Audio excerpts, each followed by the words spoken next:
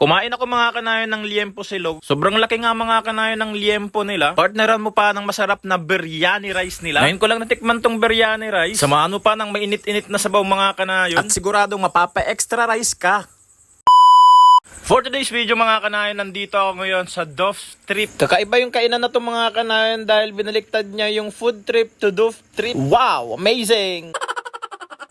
Shoutout nga mga kanayon kay ate, napaka-energetic. Diyan ako lagi bumibili ng prutas mga kanayon, fresh na fresh. Ang Dove Trip mga kanayon, tapat lang yan ng SNR Hotel dito sa San Carlos City. Dito lang yan mga kanayon sa may Barangay Palaris, San Carlos City, Pangasinan. Ito nga mga kanayon yung kanilang menu. Oh, ang dami. Ang in-order ko mga kanayon yung lempo silog, 90 pesos lang. Tapos yung extra rice na biryani is 15 pesos. Laki oh. Biryani rice tayo. Biryani.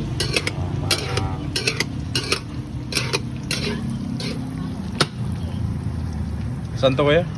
Sa Palaris, Barangay Palaris. Palaris. Barangay Palaris, San Carlos City.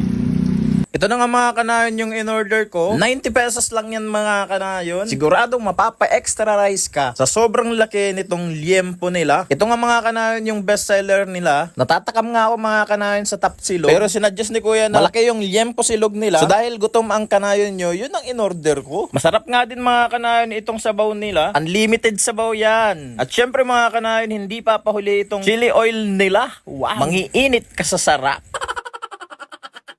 Sa halagang 120 pesos mga kanayon, may extra rice ka na ng biryani at meron ka pang soft drinks. Isang buwan pa nga lang sila dito mga kanayon. Nakita ko nga ito mga kanayon nung bumili ako ng prutas. Dahil nga mga kanayon, katapat lang nila yung binibilhan kong prutas dito sa San Carlos City. Shoutout nga mga kanayon na nasa likuran ko. Dahil sumilip ka, may 20 pesos ka sa akin. Open nga sila dito mga kanayon alas 5 ng hapon hanggang sa madaling araw na. Hanggang alas 4 ng umaga mga kanayon. Kaya mga kanayon, kung inabot kayo ng madaling araw or pumunta kayo ng bar, masarap ang sabaw nila dito mga kanayon. Syempre mag-order ka din. At itong liempo silog mga kanayon ang orderin mo, sulit na sulit. Unli gravy, unli sabaw nga mga kanayon. Pwede din dito mga kanayon yung GCash payment. Katulad ko mga kanayon, wala akong cash ngayon. Kaya nag-GCash payment ako mga kanayon. Pero syempre mga kanayon, tinanong ko muna kung meron silang GCash. At sa mga kinakainan ko mga kanayon, tinatanong ko muna sila kung may GCash sila. Kasi kung kumain ka na tapos tinanong mo na GCash payment ka tapos wala pala silang GCash, maghugas ka ng pinggan.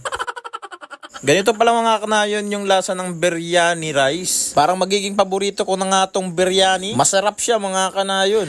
Feeling ko nga mga kanayon, pag itong kinain kong rice, papayat na yung kanayon nyo.